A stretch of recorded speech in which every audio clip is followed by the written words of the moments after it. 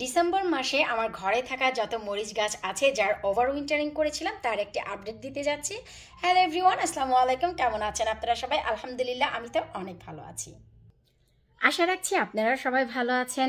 আজকে আপনারা নিশ্চয়ই থাম্বনেলটি দেখেই বুঝে গেছেন যে আজকের ভিডিওর বিষয়বস্তু কি। জি হ্যাঁ, আমি যেসব মরিচ গাছগুলোর ওভার উইন্টারিং করে ঘরে রেখেছিলাম 2024-এর গাছগুলো 2025-এর জন্য, তার একটি আপডেট দিতে যাচ্ছি। তো শুরু থেকে শেষ পর্যন্ত ভিডিওটি দেখবেন, এতে করে জানতে পারবেন কোন পদ্ধতি অবলম্বন করে আর কি কি খাদ্য, কি কি কীটনাশক ব্যবহার করে পানির পরিমাপটি কেমন করে রেখে আমি এই গাছগুলোকে এতটাই চমৎকার করে বাড়িয়ে তুলেছি। তো চলেন কথা না বাড়িয়ে চলে যাচ্ছি আমরা সরাসরি মূল ভিডিওতে।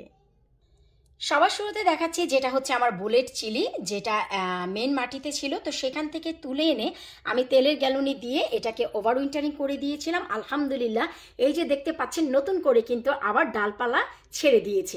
এটা হচ্ছে বুলেট চিলি, যা কিনা অনেক অনেক অনেক বেশি ঝাল হয়, যশোরে যাকে পল্লা ঝাল বলা হয়। তো এই হচ্ছে বুলেট চিলির বর্তমান অবস্থা। আলহামদুলিল্লাহ, অধিক মাত্রার ডালপালা বের হয়ে গেছে। তারপর যে গাছটি আমি দেখাচ্ছি সেটা হচ্ছে আমাদের 2024-এর এবছরেরই প্রথম নাগামরিচ গাছ, যা ওভার উইন্টারিংয়ের ফলে আপনারা দেখেছিলেন শুধুই কিন্তু 6 ইঞ্চি পর্যন্ত ডালটাই আমি রেখেছিলাম। একদম নিচ থেকে এই যে দেখেন সরাসরি আমি ডালগুলোই রেখেছিলাম। আলহামদুলিল্লাহ, দেখতেই পাচ্ছেন কি পরিমাণ পাতা আপনারা দেখতে পাচ্ছেন, এবং ছড়িয়েছে চতুর্দিকে, কত ব্রাঞ্চেস এসেছে। এই যে দেখেন, তার মানে যাদের গাছগুলো মরে গেছে তারা ঠিকমতো লুকিং আফটার করতে পারেননি বলেই কিন্তু মরে গেছে।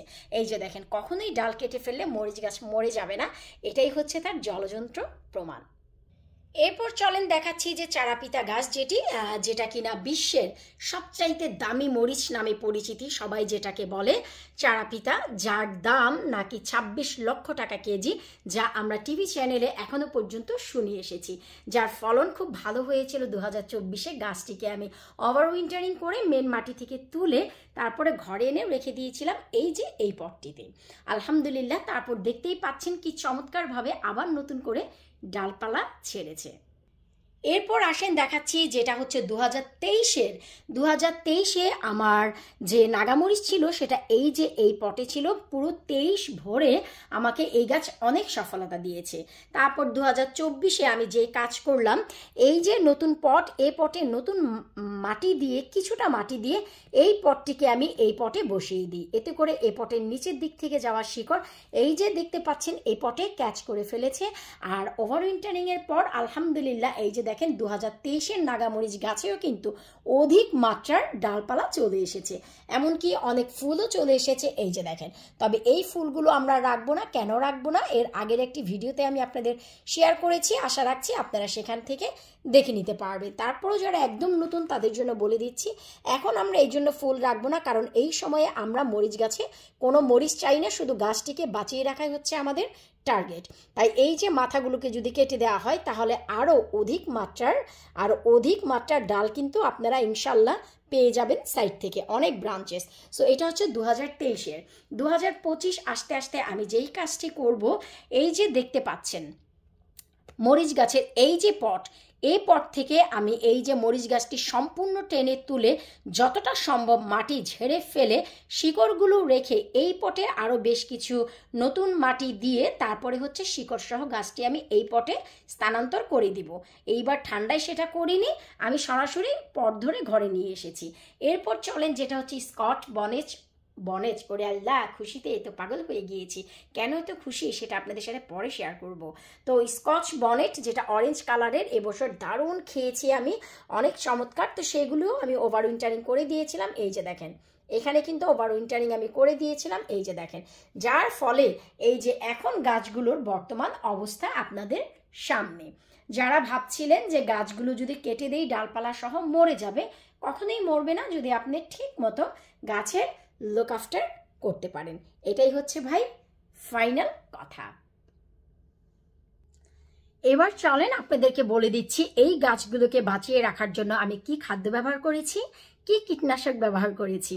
তো প্রথমত বলবো যে খাদ্যের ভিতরে আমি কোনো খাদ্য ব্যবহার করিনি, টাইমলি পানি দিয়েছি। জি হ্যাঁ, আমি কখনোই চাইনি যে ডিসেম্বর জানুয়ারি মাসে এই গাছগুলো অনেক বেড়ে যাক। এন্ড জানুয়ারির শেষে যেন এই গাছের ডালপালাগুলো হাসে, ওরে আল্লাহ পাগল হয়ে গিয়েছি, হেসে খেলে উঠতে পারে, যেন ফেব্রুয়ারি এবং মার্চের দিকে সুন্দর করে ফুল চলে আসে। স্প্রিং আসতে আসতে, এদেশে এপ্রিল মাস থেকে স্প্রিং শুরু হয়, স্প্রিং আসতে আসতে যেন আমার এ গাছেও ফুল আসে। তাই আমি শুধু কুসুম গরম পানি খাদ্য হিসেবে দিয়েছি। অবশ্যই আপনাদের মনে রাখতে হবে কুসুম গরম পানি দিয়েছি, আর প্রতি 20 দিনে আমি একবার করে চাল ডাল ধোয়ার পানি ব্যবহার করেছি।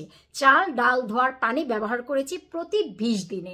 এরপর কীটনাশক জন্য আমি যেটা ব্যবহার করেছি সেটা হচ্ছে আমরা যে খাবারের হলুদ ব্যবহার করি, সেই হলুদ আমরা পানিতে মিশিয়ে সাথে মাথায় চুলে দেওয়ার শ্যাম্পুটাও মিক্স করে ভালো করে তারপর আমি স্প্রে করে দিয়েছি এই গাছে, যেটা একটি ভিডিও আমি আপনাদের সাথে এর আগেও শেয়ার করেছিলাম। তো এছাড়া আর কিভাবে গাছের বৃদ্ধি এখন কমিয়ে রাখা যায় তারও একটি ভিডিও আমি শেয়ার করেছি, আপনারা চাইলে আমার চ্যানেল থেকে দেখে নিতে পারেন। তো এভাবেই আমি হচ্ছে 2024-এর মরিচ গাছগুলো, যা আমার পছন্দের গাছ, বাইরে থেকে ঘরে এনে রেখেছিলাম, সেই গাছগুলোকে আমি এভাবে যত্ন দিয়েছি। তো এখন আশা রাখছি গাছগুলো ফুল সেটেল হয়ে গেছে। এখন এই ডিসেম্বর আর জানুয়ারি পার করতে পারলেই এই গাছগুলোতে দ্বিগুণ মাত্রার ফলন আসবে নেক্সট ইয়ার, এটা হচ্ছে আমার গ্যারান্টি। এরপর পরবর্তী কি যত্ন দিব আমি, যেন একদমই এফিড পোকার হাত থেকে, ছোট ছোট সবুজ পোকার হাত থেকে বাঁচার জন্য কি দ্রবণ ব্যবহার করবেন আপনারা, তারও একটি ভিডিও আমি আপনাদের সাথে শেয়ার করেছিলাম। অবশ্যই আপনারা চ্যানেলে গিয়ে দেখে আসবেন, এতে করে বুঝতে পারবেন। তো পরবর্তী কি যত্ন এবং কীটনাশক ব্যবহার করব তারও ভিডিও খুব শীঘ্রই আসবে। তো বিদায় নিচ্ছে আজকের মতো, পরবর্তী ভিডিও দেখার আমন্ত্রণ জানিয়ে আল্লাহ হাফেজ।